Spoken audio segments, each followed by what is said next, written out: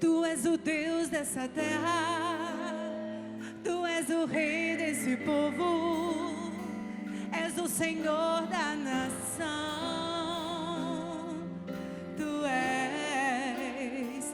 és a luz desse mundo, esperança para os perdidos.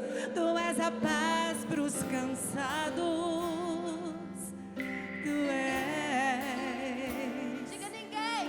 Ninguém é como o nosso Deus. Ninguém é como o nosso Deus.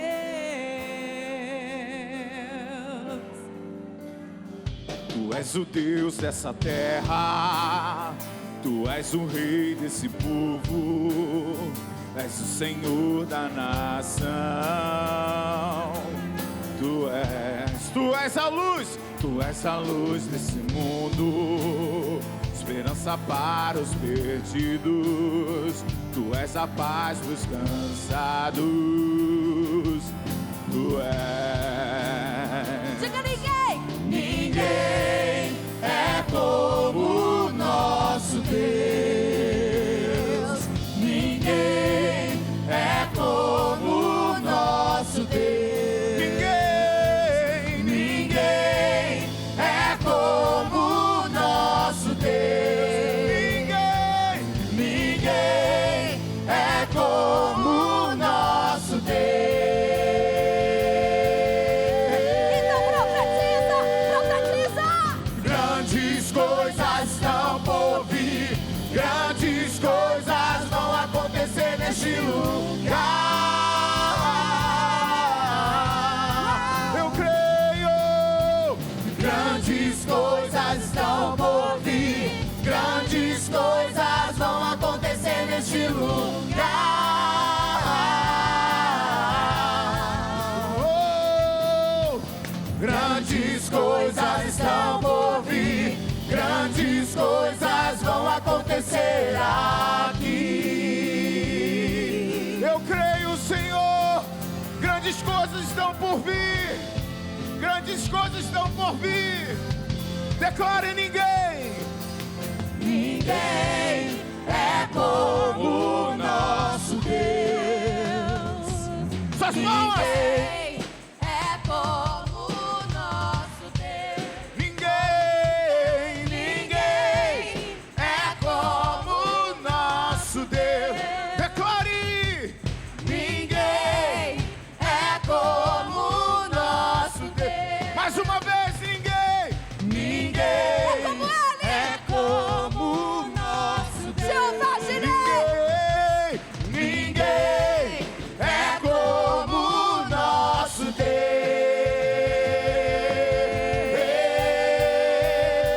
Deus.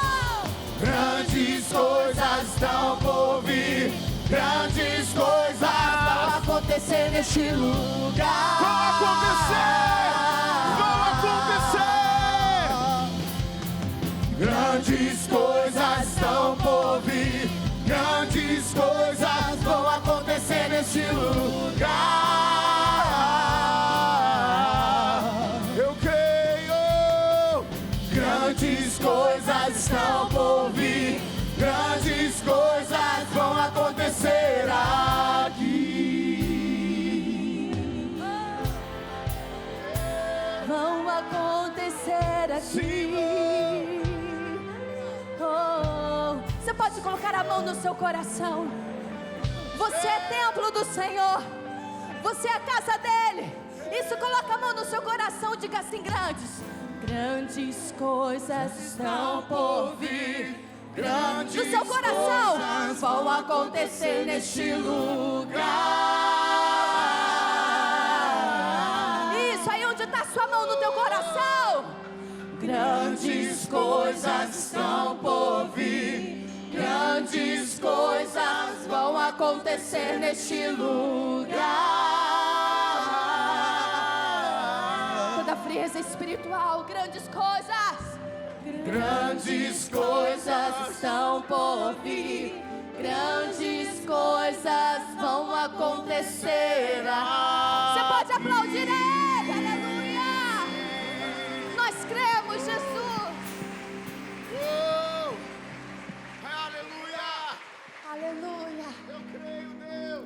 Vocês estão agraciados? Amém? Hoje eu fiz uma mesa com o irmão, né? Aí ele me deu todas as dicas, né? Ele falou: pastor, o dia que eu tiver uma oportunidade para falar na igreja, eu vou falar isso. Eu falei: já era, agora eu vou falar, né? Contou para o pastor, né? Estar agraciado é estar alegre. É por isso que o pastor Cristo, o Jade, fica falando: vocês estão felizes? Na realidade eles estão falando: vocês estão agraciados? Estar agraciado é estar cheio de alegria, cheio de graça. Mas essa graça, geralmente ela vem depois de uma profunda tristeza. Depois de uma profunda tristeza vem uma graça. Assim é quando você aceita Cristo. Gera uma profunda tristeza, pelo tempo que você andou no mundo, pelo tempo que você andou fazendo as coisas que desagradavam a Deus. E hoje, quando você conhece Jesus, a tristeza de ter vivido no mundo gera em você uma graça. Por isso, nesta noite, você é agraciado. Você é agraciada. Por isso que, quando se fala você é um desgraçado, na realidade está falando para que a pessoa ela perdeu a graça, ela perdeu a alegria. E nós, por termos Cristo, por estarmos na casa dele, somos tremendamente agraciados. Esse mês, querido, nós estamos tratando o tema. Esse é o tema: forjados para a batalha. Lá no exército a gente fala, quando a gente está querendo forjar um soldado, é no fogo forte que se forja um soldado bom. Quanto mais fogo, quanto mais, assim como o aço, precisa ser no fogo numa alta temperatura para forjar um aço bom. Assim, querido, às vezes Deus permite na nossa vida. Meu pai, criado dentro da igreja, todas as vezes que tinha reunião de oração, Deus levantava um profeta e falava: volta, o seu tempo está acabando. Aí ele: um dia eu volto. Deus levantava outro e falava: ei, para minha mãe, não intercede mais por ele, hein? Não intercede, que agora eu vou tratá-lo. Quantas vezes eu ouvi isso? E eu falava assim: não vai acontecer nada. Não vai acontecer nada com meu pai. Meu pai é bom. Meu pai é trabalhador. Todo mundo gostava do meu pai. Todo mundo gostava dele. Não vai acontecer nada com meu pai. Sábado, uma dor na barriga. Meu irmão me liga no sábado à noite e fala: vem para cá, que senão você não vai ver pai. Eu falei: que é isso? Que é isso? Não, deu uma dor no rins.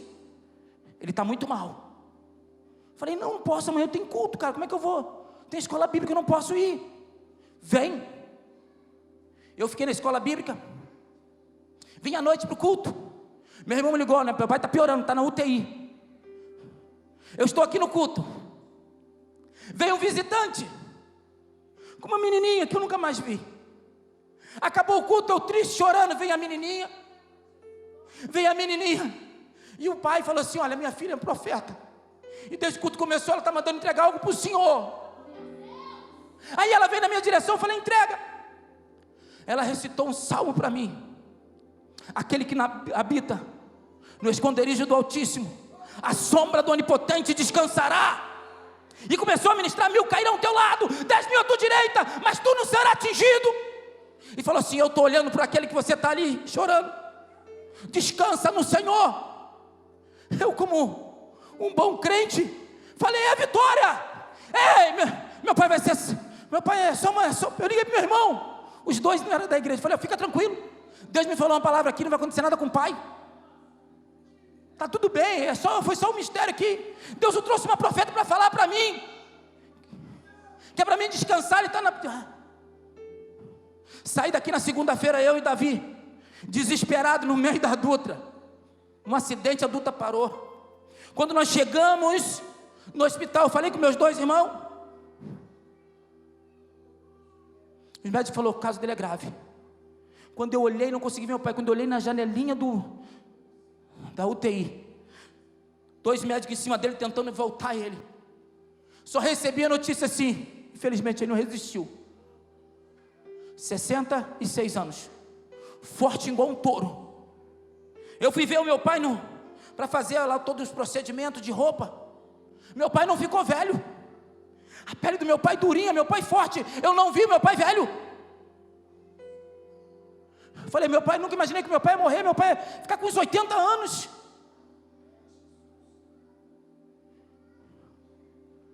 E aí entra o conflito. Eu fui para o secreto. Falei, Senhor, mas o Senhor disse que ia dar vitória.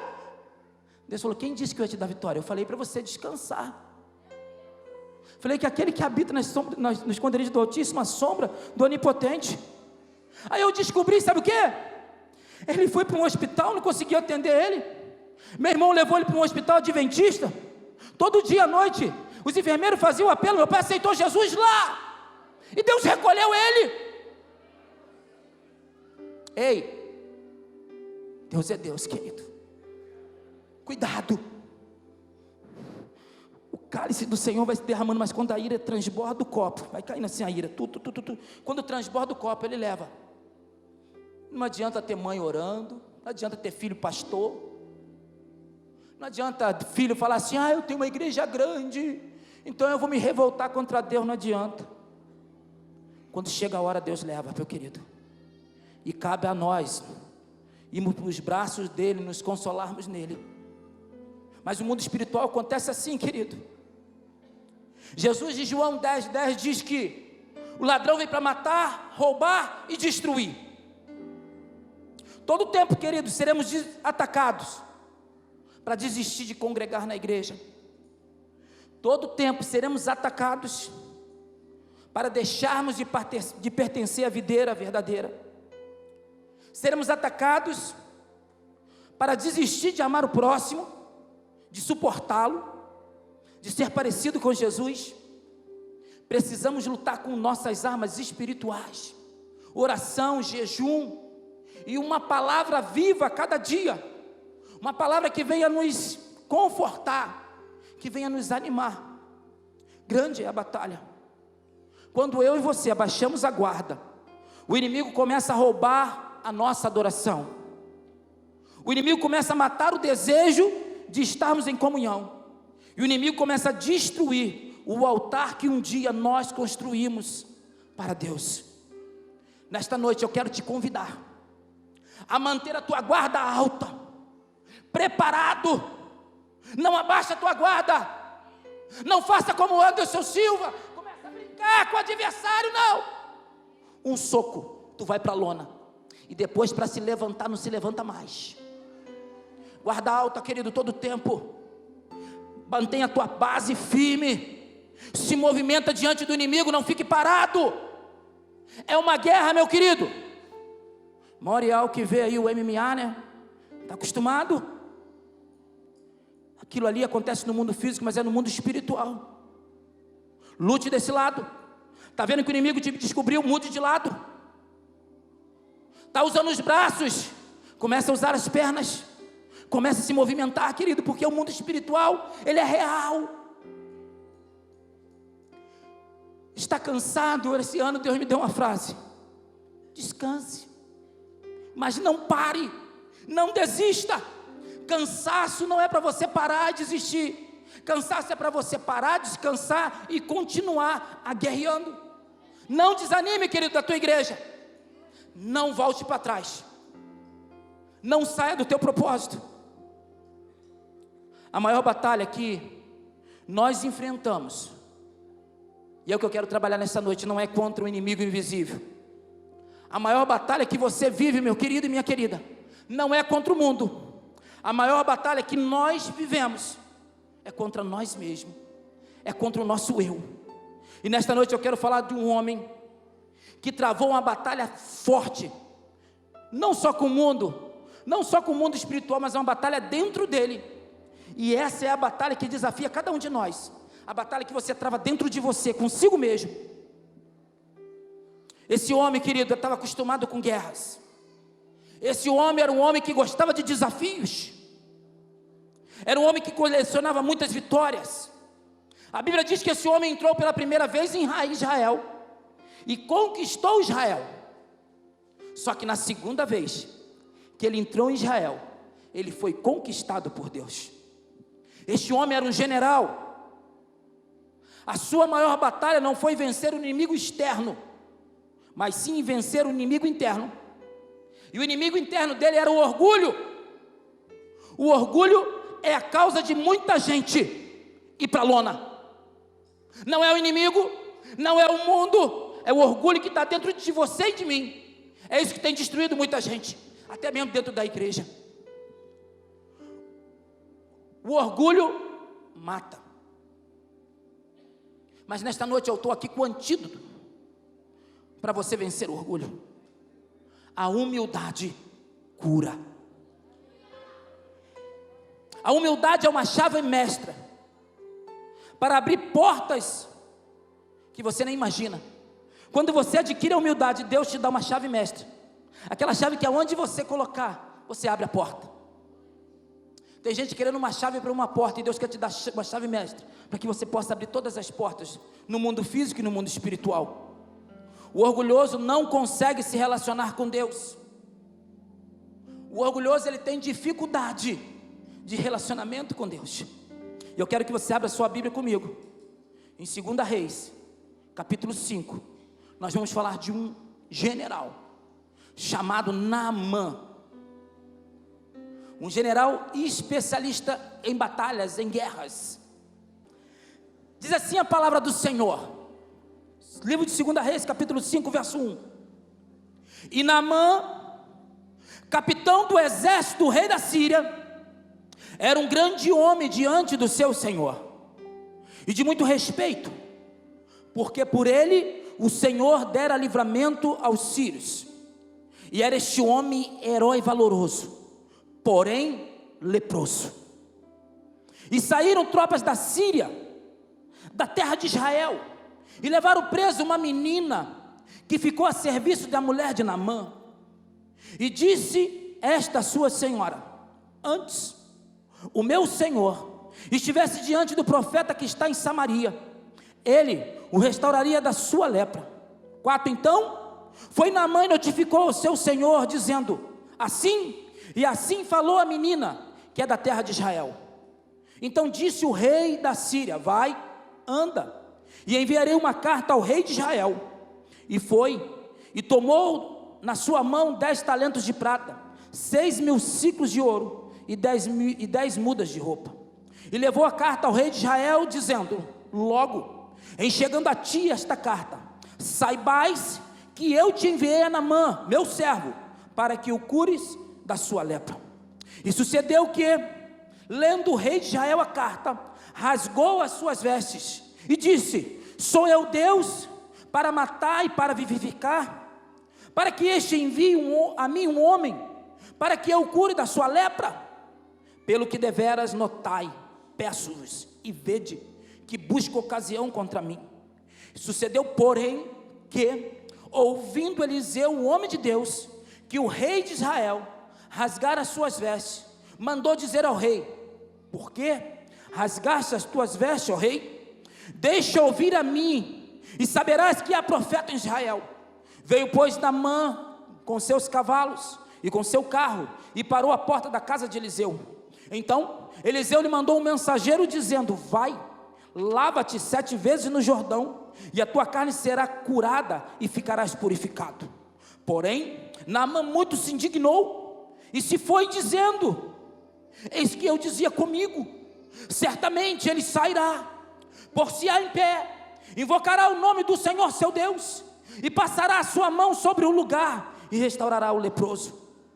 Não são porventura Abana e Farpar, rios de Damasco, melhores do que todas as águas de Israel? Não me poderia eu me lavar neles e ficar purificado? E voltou-se e se foi com muita indignação. Então chegaram-se a eles os seus servos, e lhes falaram e disseram: meu pai, se o profeta te dissesse alguma coisa grande, porventura não farias? Quanto mais, dizendo-te ele: lava-te e ficarás purificado. Então desceu e mergulhou no Jordão 7 vezes, conforme a palavra do homem de Deus, e a sua carne se tornou como a carne de um menino, e ficou purificado. Como pode, querido? Você pode estar me perguntando. Como pode? Um general com lepra. Pastor, mas ele não era ficar separado, não. A lei era para o povo de Israel para ficar separado. Os sírios não tinham essa lei. E Naamã era um homem muito poderoso. E aí você me pergunta, pastor, como é que pode um crente ficar com lepra? É perigoso demais fazermos como Naamã, esconder a nossa lepra. Os historiadores contam que Naamã tinha uma faixa de quase 100 metros, e ele enrolava desde a cabeça, só ficava com os olhos, todo o seu corpo, vestia uma armadura, e por trás daquela armadura, por trás daquela veste, por trás daquela farda, existia um homem leproso. Trazendo para a nossa realidade, é muito complicado, porque a lepra simboliza o pecado. É muito complicado o crente esconder a lepra. É muito complicado o crente pegar uma faixa e esconder a lepra diante de todo mundo, uma farda impecável, diante da igreja, um herói, diante do mundo, um general. Mas quando chega em casa, a família conhece que por trás daquela farda, por trás daquela indumentária, existe um leproso cheio de ferida. Mas também é perigoso o outro extremo. Pessoas que não querem fachar a lepra, mas querem que alguém lamba a lepra deles. Existem pessoas dentro da igreja com a ferida, com a lepra. Eles não querem remédio, eles só querem encontrar um líder, um pastor para ficar lambendo a lepra dele. Literalmente eles querem isso. Lambe a minha lepra, lambe o meu pecado. Você não tem amor, você não é cristão, você não diz que é de Deus. Está aqui a minha lepra, lambe a minha lepra. Cuidado, querido, cuidado quando você se torna vítima, só quer se colocar como vítima de tudo. Apóstolo Luiz Hermínio fala uma coisa muito forte, e a pastora Flávia, ela gosta de repetir isso: quem é bom em desculpa é péssimo em arrependimento. Tem muita gente dentro da igreja que quer se colocar como vítima, é vítima de tudo, quer estar com a lepra ali, não tem vergonha de mostrar a lepra, mas quer que pessoas fiquem alisando a lepra. Ei, Deus te trouxe nesta noite, não para que você esconda a tua lepra, não para que você também queira que sua lepra seja exposta e lambida, ou alisada, ou coçada. Deus quer nesta noite te curar por completo, mas a cura não é no externo, a cura é dentro de você. Você precisa deixar de ser orgulhoso, você precisa ser humilde. E eu vou te falar na Bíblia, porque Naamã não era humilde. Naamã não era humilde, querido, como muitos de nós, e eu me incluo nisso. E muitas das vezes não somos humildes.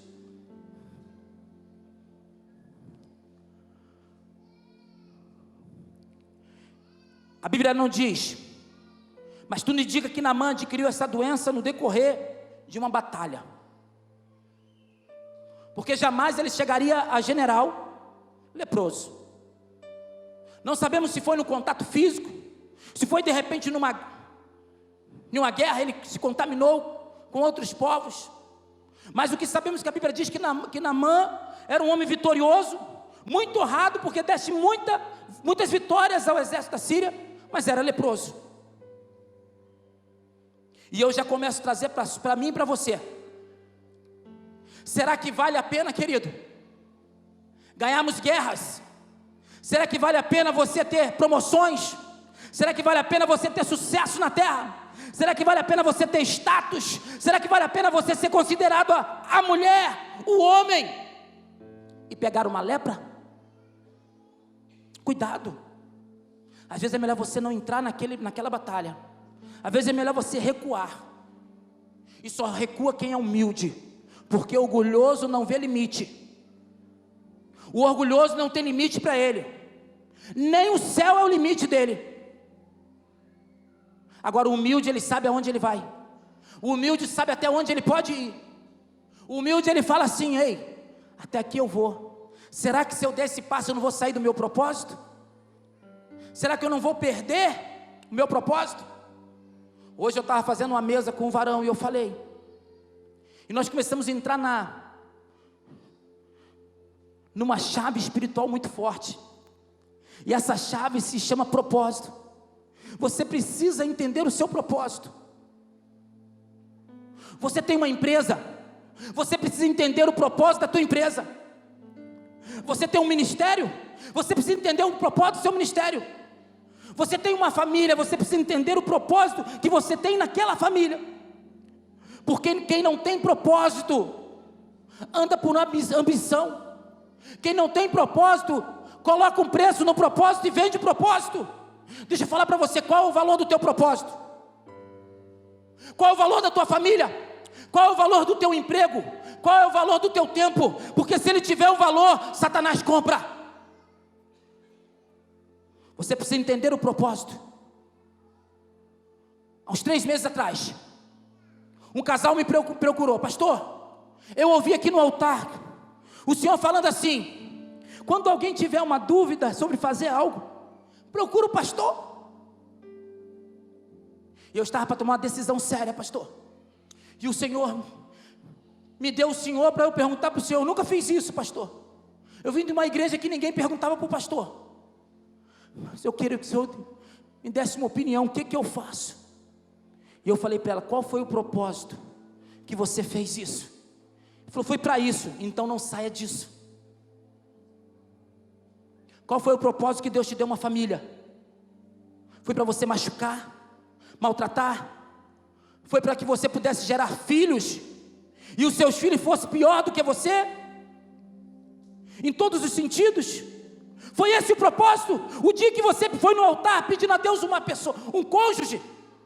Se não foi o propósito, meu querido, então reveja as decisões que você está tomando. Volte ao princípio e mantenha no seu propósito. Qual foi o propósito que você pediu a Deus um emprego? Qual foi o propósito que você veio para esta igreja? Aquele dia que você decidiu: aqui Deus me colocou, qual foi o propósito? Porque se você não tiver propósito de estar aqui, Deus te fala para você: você tem data de validade, Satanás vai te arrancar daqui. E eu falo isso, querido, sem temor. Se você estiver dentro dessa igreja sem propósito, você tem data de validade. Vai vencer a data, Satanás vai te tirar. Só vai caminhar comigo quem tem propósito, quem sabe aonde quer chegar. Quem sabe para onde ir, sabe o propósito, entende que está sendo forjado para a batalha. E eu tenho falado isso para os pastores, para os meus líderes que têm sofrido: pastor, nós vamos perder o irmão, pastor, nós vamos perder o adolescente, nós vamos perder. Eu falei: opa, para, ninguém aqui é nosso, todos eles são do Senhor. E a minha oração todo dia eu falo: Senhor, cerca este lugar. Satanás não tem poder sobre nenhuma família, sobre nenhuma vida neste lugar. Eu não vou perder nenhuma vida para Satanás. Mas Deus, se o Senhor quiser tirar, tira. Porque o patamar que eu quero, e eu sei que eu vou chegar, quem não tem propósito não vai me acompanhar. E eu tenho uma história de 10 anos, querido. Deus já arrancou muita gente do meu lado. Porque chega um nível de patamar e Deus arranca a pessoa do seu lado. Deus arranca amigo, Deus arranca parente, Deus arranca irmão que está do seu lado. Porque o patamar que Deus quer te levar, se a pessoa não estiver preparada para caminhar contigo, ela fica e Deus te levanta. É assim na sua vida, é assim na minha vida. Deus começa, querido, nos levar a patamares altos. Eu quero, como Moisés queria, que todos vocês cheguem junto comigo. Agora, se quem não tiver propósito quiser ficar para o caminho, eu não vou sair do meu propósito. Tem gente dentro da igreja falando assim: a igreja cresceu, a igreja perdeu, não é mais como antes, eu não consigo mais abraçar o pastor, não consigo mais abraçar a pastora. Ei, querido, eu tenho propósito, o meu propósito é 30 mil almas. Se você quer uma igrejinha pequenininha, pode procurar outra igreja, para um pastor que pensa pequeno, porque o meu chamado é para coisa grande. E eu não vou parar, ninguém me tira do meu propósito, porque eu tenho propósito. Eu tenho propósito. Pode se levantar, pode vir, Eu conto com cada um de vocês de coração, querido. Eu conto com cada um para levantar minha mão, para me sustentar, para me ajudar, porque vai ter hora que eu vou começar a cair, desanimado. Tem hora que eu não vou conseguir. Quem está próximo sabe que eu sinto que eu sou homem de carne e osso. Às vezes você vê o pastor aqui pregando com força, mas quando eu saio do altar, querido, eu sou como igual você, de carne e osso. E tenho meus momentos de choro.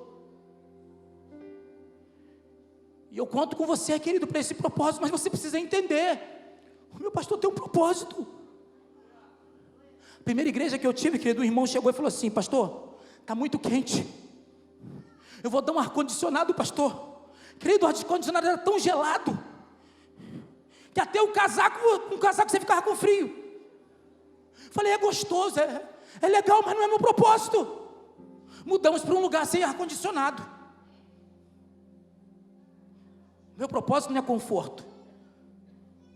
Meu propósito é almas. Meu propósito é vidas. Pastor, só quer ficar rico? Eu entendi. E eu convido você a ler, a ouvir e assistir um vídeo do David Leonardo. David Leonardo fala assim, ó: se o teu propósito for aqui, a terra já era.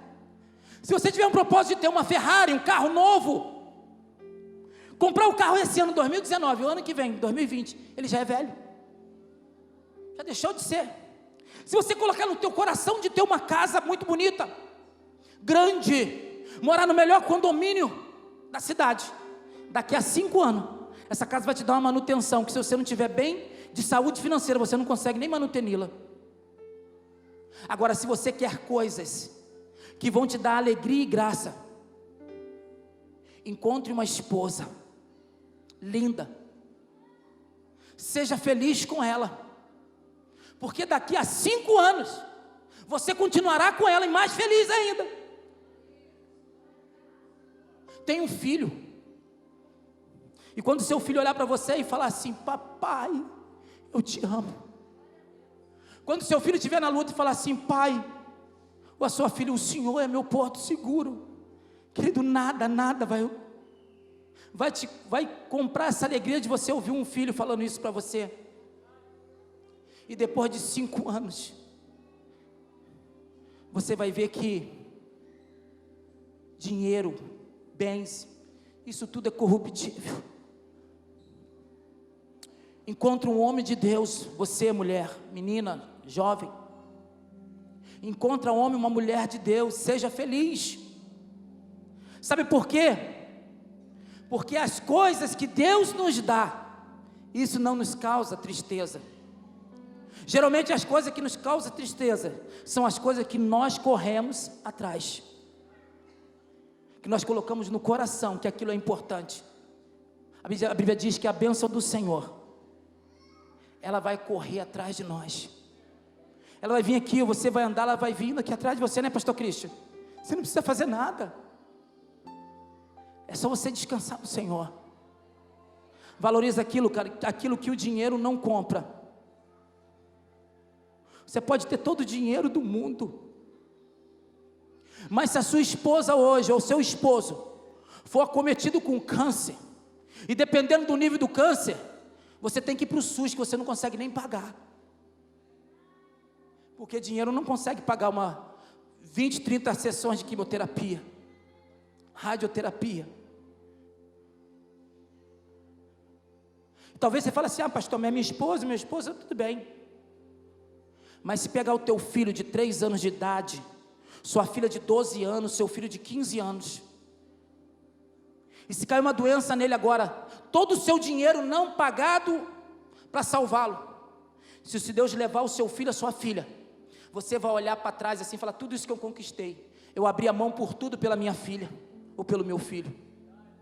Então, meu querido, minha querida, valoriza aquilo que Deus te deu. Deus te deu uma família, Deus te deu filhos, Deus te deu uma igreja, Deus te deu um pastor, Deus te deu líderes. Valoriza pessoas e não bens, para que você possa ser feliz.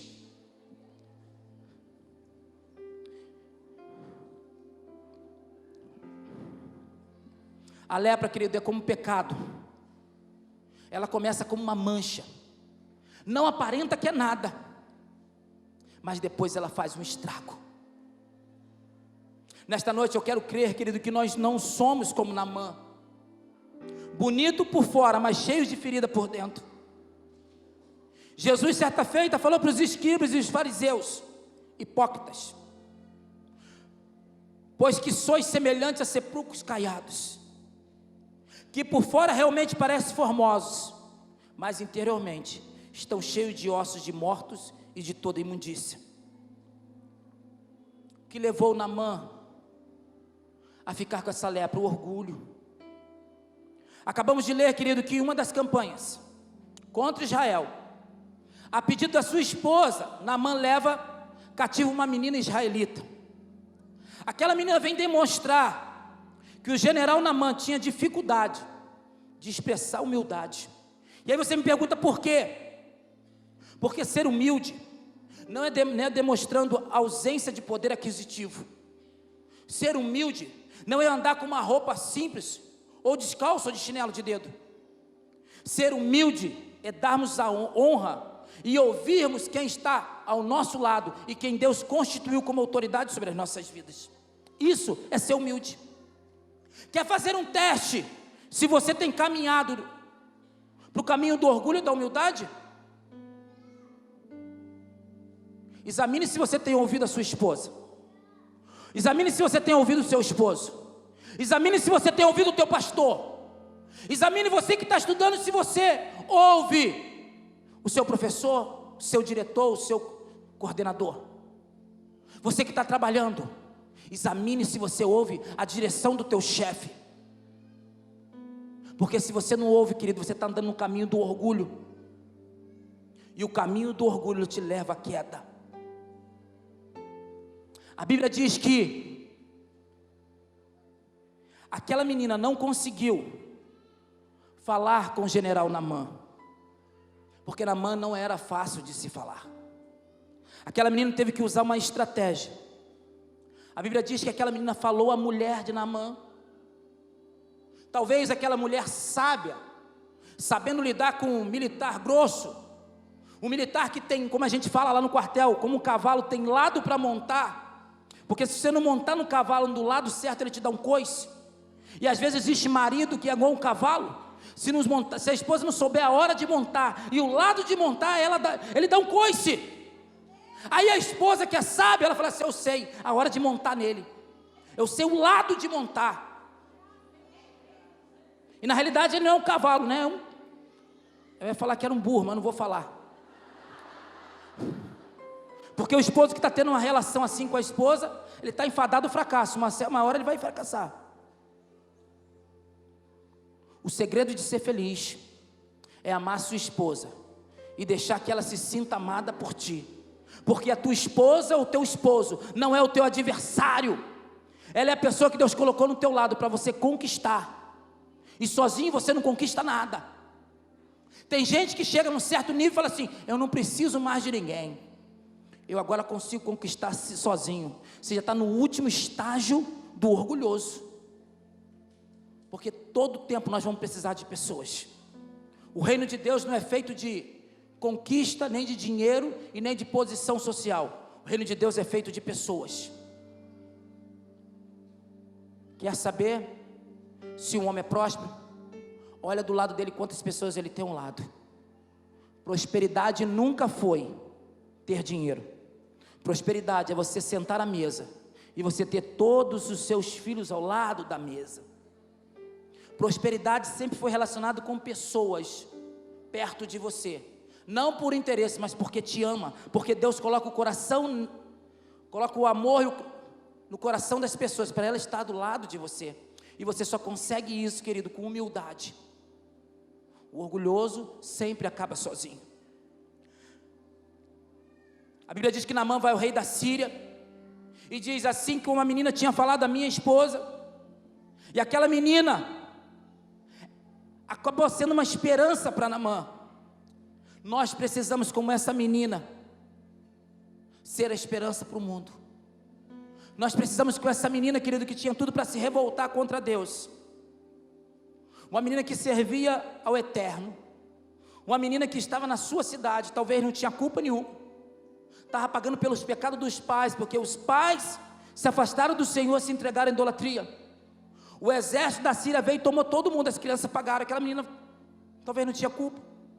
Aquela menina tinha todos os motivos para se revoltar contra Deus e ser uma revoltosa, mas aquela menina não, falou assim: eu vou ser uma embaixatriz, para que o nome de Deus seja exaltado. E assim ela fez. Aquela menina preparou o ambiente para a cultura da honra na casa de Naamã. Naamã aprendeu o valor que aquela menina tinha. E deixa eu falar algo profético para você. Deus sempre vai colocar uma menina na sua vida. Uma menina para te mostrar a igreja. Uma menina para te mostrar o caminho. E sabe por que Deus gosta de colocar uma menina? Para quando você estiver curado, quando você estiver com a sua veste nova, sem pecado, sem lepra, exaltado, você nunca esqueça que teve uma menina na sua vida. Paulo, o escritor de quase todo o Novo Testamento, Deus colocou uma menina na vida dele, e foi Ananias. Deus tirou a visão dele, falou: vai lá na rua direita, e eu vou colocar uma menina no teu caminho para você lembrar. Qual foi a menina que Deus colocou no seu caminho? Todos nós temos uma menina, Deus colocou uma menina no teu caminho. E sabe por que essa menina existiu? Para que você nunca esquecesse que não foi você que chegou aos pés da cruz, e para que você deixasse de ser orgulhoso e fosse uma menina na vida de outros. Sabe por que nós não estamos avançando? Sabe por que a igreja está estagnando? Porque tem gente dentro da igreja querendo que a igreja lamba as suas feridas. Já era muito tempo para você estar curado e ser uma menina para buscar os que estão enfermos e com lepra lá fora. Mas você está aqui dentro querendo que as pessoas lambam as suas feridas. É tempo de você ser curado. É tempo de você cumprir o propósito. É tempo de você sair das quatro paredes e ser uma menina na vida das pessoas, assim como você teve uma menina para a tua vida. É tempo da igreja ser madura. É tempo de crescermos, queridos. Eu tenho orado muito e falei: Senhor, dá maturidade a essa igreja. Que esses irmãos venham entender que é muito mais de mimimi, de coisinha. Não, é tempo de sermos curados. E falar: pastor, eu estou curado. Pode contar comigo, pastor. Irmãos, isso é tão espiritual. Sabe o que é tão espiritual? Porque tem pessoas que eu estou aqui, que eu dou atenção além daquilo que eu posso. E a pessoa sempre quer atenção. Tem pessoas aqui que eu nunca visitei a casa dela. A pastora nunca foi. E quando a gente desce aqui, as pessoas falam assim: pastor, o senhor nunca foi na minha casa, o senhor nunca nem falou comigo. Mas quando eu vejo o senhor falando lá no altar, é como se o senhor fosse o meu pai. Eu tenho um amor tão grande pelo senhor, pastor. Sabe que quando o senhor fala, o senhor me dá destino. O senhor está dando destino para os meus filhos. Pastor, a minha vida está mudando, a minha casa está mudando. Pastor, conta comigo, pastor. Conta comigo, pastor, pode contar comigo. Eu fico quietinho no banco, o senhor nem me vê. Mas eu estou aqui, eu estou orando pelo Senhor. Eu estou orando pela pastora. Eu oro pelos líderes. Eu oro pelo ministério de louvor. Aí o Espírito Santo fala: filho, para de querer agradar pessoas. Procura me agradar. Sou eu que deixo as pessoas aqui. As pessoas estão querendo sair a todo tempo. Satanás está querendo tirar uma. Satanás quer arrancar uma. Satanás quer arrancar outra. Sabe por que Satanás não arranca? Porque eu não deixo. Então descansa, filho. Sou eu que cuido de você. Você sabe o propósito que eu tenho na tua vida? Eu tenho que lembrar de novo, porque eu sou carnal. Eu tenho que lembrar o propósito. Eu não coloquei no teu coração que é 30 mil pessoas. Se alguém te abandonar no caminho, eu vou trazer de Praia Grande. Ei, mistério! Eu vou trazer de Portugal. Vou trazer da Argentina. Vou trazer de Varginha. Vou trazer dos 4 cantos para ficar do teu lado. Trago de Porto Alegre. Eu sou Deus. Eu movo tudo. Você não acredita? Vou começar a trazer gente da Europa, dos Estados Unidos, para vir para cá. Para você ver que eu sou Deus na tua vida, então descanse em mim. Ei, pastora Carla, pastora Flávia, pastor Christian, não se preocupe, líderes, de agradar a pessoa. Se preocupe em agradar a mim. Tenha um coração humilde. Não é nada sobre vocês, é tudo sobre mim, é tudo sobre Deus. E quando a igreja entende isso, meu querido, eu honro meu pastor. Né, Maliane? A autoridade está sobre a tua vida, hein, Maliane? Eu vou chamar a pastora, não precisa chamar a pastora. A autoridade está sobre ti. Está pegando lá na tua casa? Sacerdote, se levanta. Não, vou chamar o pastor para orar lá em casa, não. Eu vou orar. Ah, mas eu orei, pastor, não aconteceu nada. Eu vou continuar orando. Pastor, mas eu orei de novo e nada mudou. Então eu vou jejuar. Eu vou entrar no secreto com Deus. E Deus vai me mostrar onde que é a brecha. E se Deus me mostrar onde é a brecha, eu vou fechar a brecha. E quando eu fechar a brecha, Satanás vai ter que bater em retirada da minha casa. Porque eu aprendi, o pastor falou aquele dia, que maior é o que está em mim do que aquilo que está no mundo. E em mim está o Espírito Santo de Deus. Cara, quando você entende isso, querido, você não precisa de nada. Aí você fala, pastor, eu preciso de pastor. Precisa.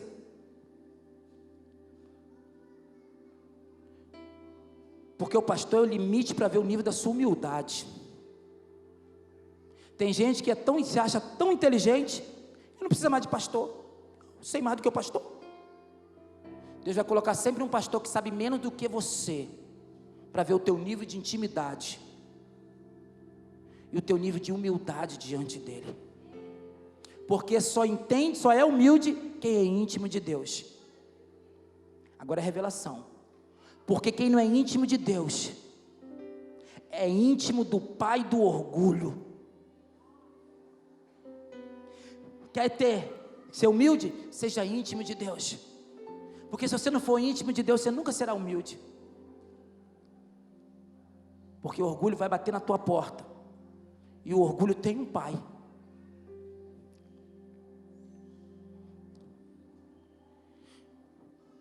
Precisamos começar, menina, a implantar a cultura da honra. Precisamos trazer o céu para a terra, querido. Quando você trouxer o céu para a terra, no seu local de trabalho, onde você trabalha, Deus vai fazer coisas grandes. Eu preciso adiantar e eu quero passar para você as atitudes de um orgulhoso. A primeira coisa, a atitude de um orgulhoso, ele despreza. A Bíblia diz que Naamã muito se indignou com a direção de Eliseu. Eliseu deu uma direção para Naamã e Naamã desprezou a direção. Quantas pessoas têm sofrido, têm perdido batalhas porque não ouve o pastor, não ouve os seus líderes, não ouve o seu cônjuge, ficam indignados, e indignação não é solução, só piora a sua situação. A segunda atitude do orgulhoso, a Bíblia diz que porém, Naamã se foi dizendo, eis que eu dizia comigo. O segundo estágio do orgulhoso, ele fala consigo mesmo. Você já viu a pessoa que fala com ela mesma? Pastor, é louca? Não, é orgulhosa. Ela é tão orgulhosa que ela não fala mais com ninguém, ela fala com ela mesma. Eu vou tomar essa decisão, vou fazer assim, porque vai acontecer assim, desse jeito que eu quero, assim, vai acontecer desse jeito. Fala mais com ninguém, ele fala com ele mesmo. E se você foi pego algumas vezes tomando decisões, falando consigo mesmo, deixa eu te falar, você está no caminho do orgulho. Reveja isso. Deus te colocou em família para você compartilhar. Deus colocou você em família para você compartilhar as tuas decisões.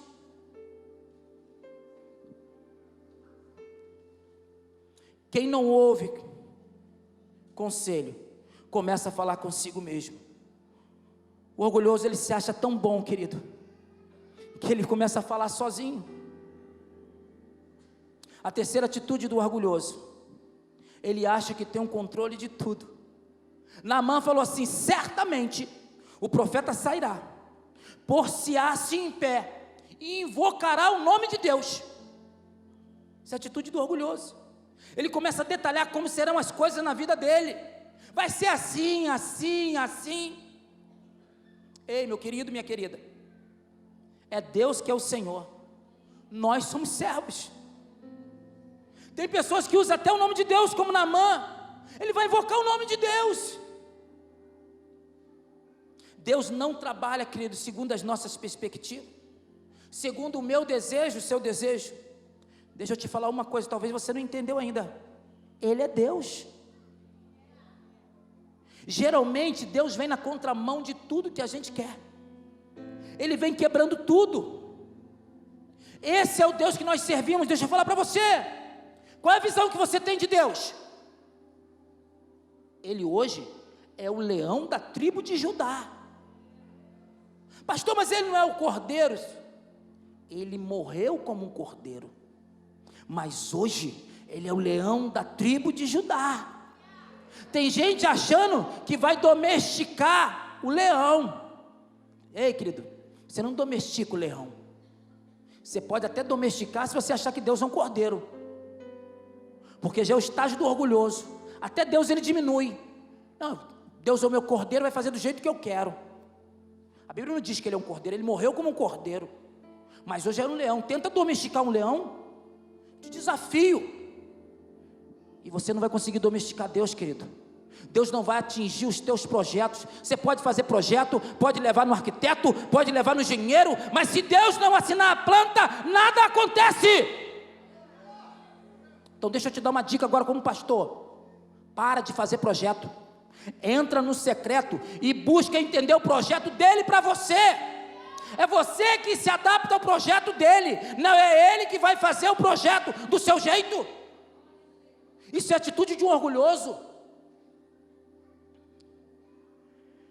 Quarta atitude do orgulhoso: ele acha que Deus vai fazer do jeitinho dele, da maneirinha que ele quer.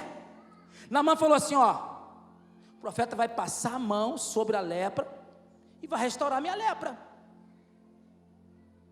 Deus não abre mão do jeito que ele planejou para a sua vida. Você vai correr, e vai descobrir que você vai ter que fazer aquilo que ele quer. Porque a hora que você desistir do propósito que ele tem para a sua vida, ele te recolhe. Quer viver? Quer ter longevidade? Quer viver muitos anos? Outra dica: cumpra os propósitos de Deus na terra. Porque a hora que você desistir dos projetos dele, ele não tem mais propósito de você ficar aqui na terra. Vai ser salvo? Vai, mas não vai viver mais o projeto de Deus. Quer viver na terra, quer ter longevidade? Cumpra os projetos de Deus. A quinta atitude do orgulhoso: ele é bom para se justificar. Naamã falou assim: não são, porventura, Abana e Farpá, rios de Damasco, melhores do que todas as águas de Israel? Não me poderia eu me lavar neles e ficar purificado? Voltou-se para os seus servos e ficou indignado. A chave da vitória do crente não é, querido, nos justificarmos diante dele, é nos arrependermos com sinceridade de coração. Mas Naamã, pastor, como é que ele pegou a lepra? Foi por causa do orgulho. Mas Naamã, querido, mesmo sendo orgulhoso a vida toda, um dia ele foi humilde. E eu não quero saber o tempo que você foi orgulhoso, mas eu quero declarar que hoje você joga todo orgulho por terra, e você vai se declarar uma pessoa humilde, e você vai alcançar a cura para a tua vida, para a tua família, para a tua casa. Porque a Bíblia diz que então chegaram a ele os seus servos e lhe falaram: meu pai, se o profeta te pedisse uma coisa grande, o senhor não faria? Ele está pedindo só uma coisa tão simples, é só mergulhar 7 vezes no Jordão. Vai, meu pai, faz. E a Bíblia diz que ele ouviu o servo. Você já imaginou um general ouvir um servo? Ah, querido, só Deus faz isso. Só Deus faz isso. E a hora que ele ouviu aquele servo, a Bíblia diz que ele entrou no rio. E a humildade dele entrar no rio, Deus falou assim, ó, você vai ter que se abaixar, porque no rio você não consegue. E alguém joga água, não, tem que abaixar, tem que se ajoelhar. Você vai ter que se molhar. Talvez nessa noite você fala, pastor, eu agora quero ser humilde, como Naamã. Eu quero ser curado da lepra que está afligindo o meu casamento, a minha casa, as minhas finanças. E eu quero, pastor, eu vou me abaixar. Aí você fala assim, é só eu me abaixar? O processo eu não sei. Eu sei que na vida da Naamã Deus pediu 7 mergulhos. O primeiro mergulho, nada aconteceu. Talvez você se humilhe hoje e nada aconteça na tua vida. Mas amanhã Deus te pede para você se humilhar mais um pouquinho. É o segundo mergulho. Depois Deus te pede para você dar o terceiro mergulho, mais um pouquinho. Uma coisa eu sei. A hora que você chegar no nível que Deus quer e der os 7 mergulhos, que simboliza a perfeição, a bênção chega na tua casa. Deus muda a tua história. Deus muda, querido, o teu cativeiro. Deus tira você da lepra, que era impossível ter uma cura, e te faz são como um menino. E nesta noite, querido, eu quero convidar você a se colocar de pé.